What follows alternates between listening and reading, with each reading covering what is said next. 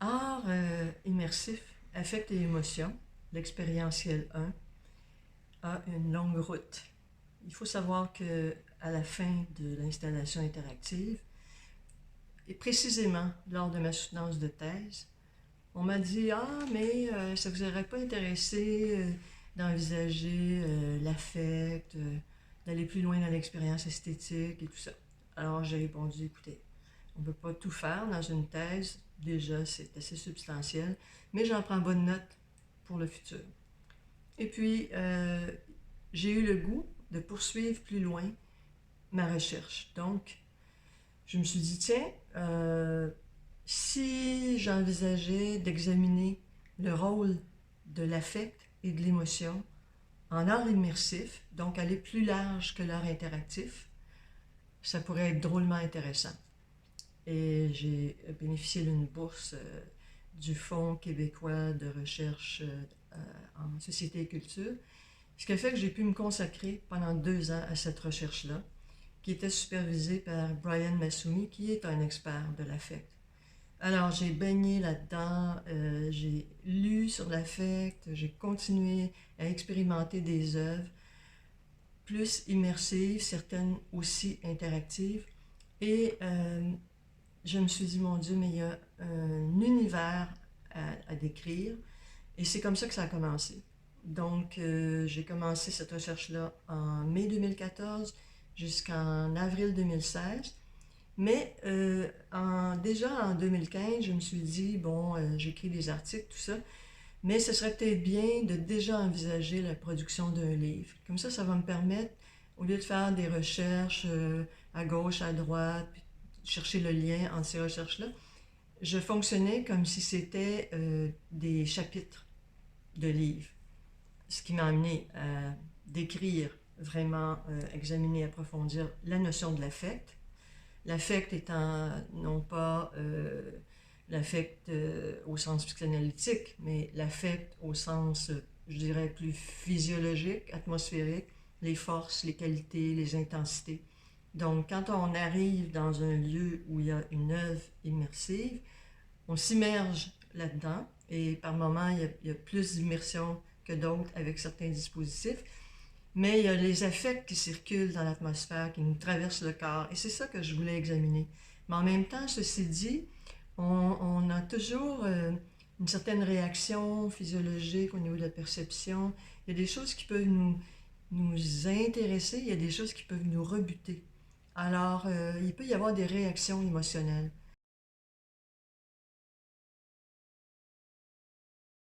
Alors, le immersif, d'art immersif, il est plus large, de mon point de vue, que l'art interactif.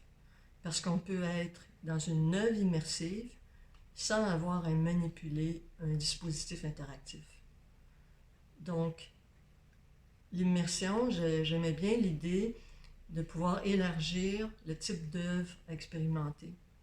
Et l'immersion, c'est en soi un univers extrêmement vaste. Maintenant, il y a des gens qui vont parler d'immersion plus spécifiquement avec la réalité virtuelle. Il y en a d'autres qui vont parler de l'immersion dans l'eau. L'immersion est très, très polymorphe. Et en faisant un état des lieux, en allant voir ce qui avait été écrit sur l'immersion, etc., dépendant des disciplines, dépendant des types d'œuvres, cinéma, littérature, art immersif, etc., j'ai préféré choisir l'art immersif que Bernard Andrieux et Anaïs Bernard ont décrit. L'immersion comme étant un dispositif, un lieu, un média.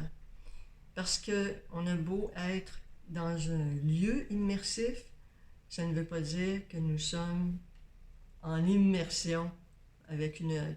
Il y a une influence du lieu sur l'immersion, il y a une influence du dispositif, mais il y a aussi le plongeon du participant, de la participante dans l'œuvre qui fait que notre immersion va être de plus en plus intense.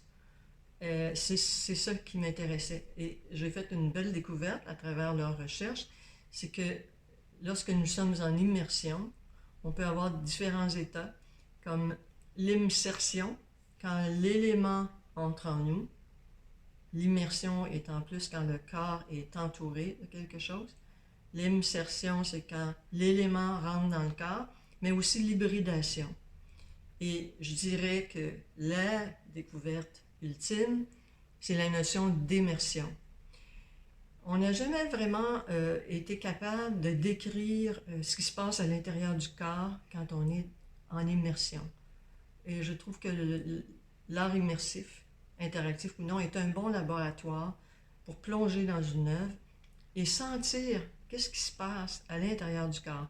Ça peut être des sensations de frissonnement, ça peut être une image qui apparaît soudainement, ça peut être, même parfois, ça peut friser l'hallucination. C'est extrêmement varié. Et la notion d'immersion, qu'est-ce qui émerge à l'intérieur du corps quand nous sommes en immersion, ça a été vraiment fondamental pour art immersif, affect et émotion. Maintenant, il y a tout un tressage que j'ai fait à partir, parce qu'il y a toujours expérimentation d'œuvres, il y a 7 œuvres en particulier que j'ai expérimentées. Une par procuration, parce que c'est une œuvre de Kitsu Dubois et elle est en microgravité, en avion parabolique. Donc, nous, comme participants, on ne peut pas le faire. L'œuvre de Kitsu Dubois, c'est elle-même qui décrit son expérience. J'ai fait un entretien avec elle qui est paru dans Archer, où elle décrit son expérimentation. Donc, je n'ai pas expérimenté ce qu'elle décrit, mais par empathie, j'ai saisi une partie de ce qu'elle a expérimenté. Ce qui m'a amené à regarder la notion des neurones miroirs, etc., pour la notion d'empathie, pour voir, parce que souvent, il peut y avoir des expériences que des artistes vivent ou décrivent, qu'on vit par procuration. Donc, on est dans une expérience plus indirecte, mais néanmoins, on a quand même une partie des affects, des émotions dont il parle. Tant qu'à faire de la recherche, j'ai tout de suite décidé de fonctionner par chapitre de livre. Alors, c'est un peu ce qu'Umberto Eco a suggéré dans son livre Comment écrire une thèse. Mais moi, il ne s'agissait pas d'une thèse, il s'agissait d'un rapport de recherche et que je pouvais éventuellement transformer en livre. Et ça a été vraiment une bonne idée. Donc, il y avait un chapitre qui correspondait davantage à la définition de l'affect, dépendant du point de vue disciplinaire où on se trouvait. Un autre qui définissait davantage l'émotion. Mais il y avait toujours l'expérimentation des œuvres, le récit expérientiel de ces œuvres-là. Et contrairement à l'installation interactive, où j'avais une approche par étapes, on entre dans l'œuvre, on la traverse, ensuite de ça on prend un recul, on examine le geste interfacé, et ensuite on prend un recul supplémentaire pour théoriser. Cette fois-ci, c'était vraiment plongé dans les œuvres. Et donc, je suis allée chercher du côté des philosophes en expérience, en processus. Et ça m'a amené à pouvoir justement définir davantage c'est quoi l'expérientiel. Parce que tout est expérientiel maintenant, mais personne définit de quoi il en retourne.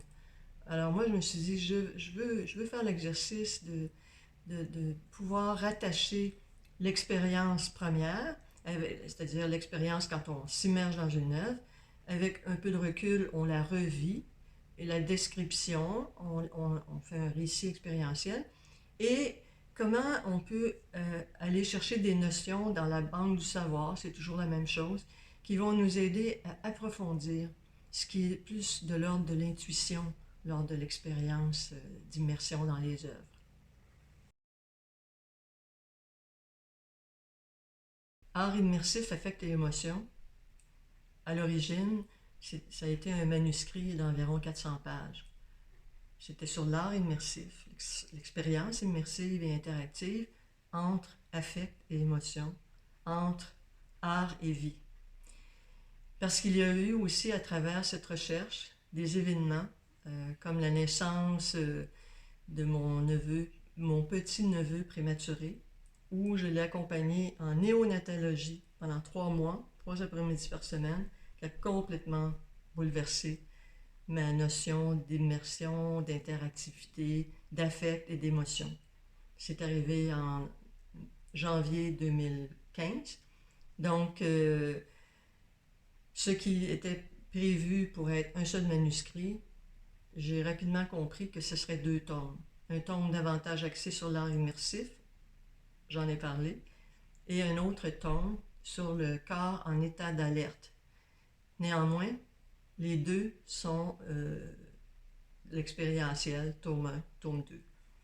Et je pense que l'expérientiel, c'est vraiment un concept clé qui est fascinant, mais qui est aussi très englobant pour voir quelle est la part de l'affect, quelle est la part de l'émotion dans l'art immersif, mais aussi dans les événements de situations critiques du corps.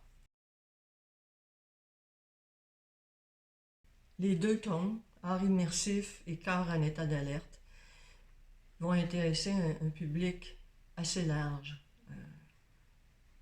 Tous les gens qui sont intéressés par l'art immersif vont apprécier l'un et l'autre. Ceux qui sont intéressés davantage par l'art vivant, par la performance, vont aussi apprécier les deux, mais peut-être plus particulièrement corps en état d'alerte. Mais il y a aussi les sportifs, les gens qui font du tai chi, de l'aïkido, des arts martiaux, du cirque, etc. Je pense qu'ils vont être contents de prendre connaissance et de l'un et de l'autre. Ils se complètent très bien. On peut se demander si c'est une nouvelle méthodologie que j'essaie d'installer. Effectivement, sur le coup, l'intention n'était pas aussi claire qu'elle ne l'est maintenant, mais à travers tout ça, j'ai développé ce que j'appelle la démarche transformationnelle. C'est-à-dire qu'on part avec qui on est, on s'immerge dans une œuvre immersive et parfois aussi interactive, et ensuite on la décrit, on en rend compte, on fait un récit expérientiel, et ça nous amène on ressort de l'œuvre avec plein de questionnements. Et ces questions-là, pour trouver des pistes de réponse, on va du côté scientifique ou du côté philosophique.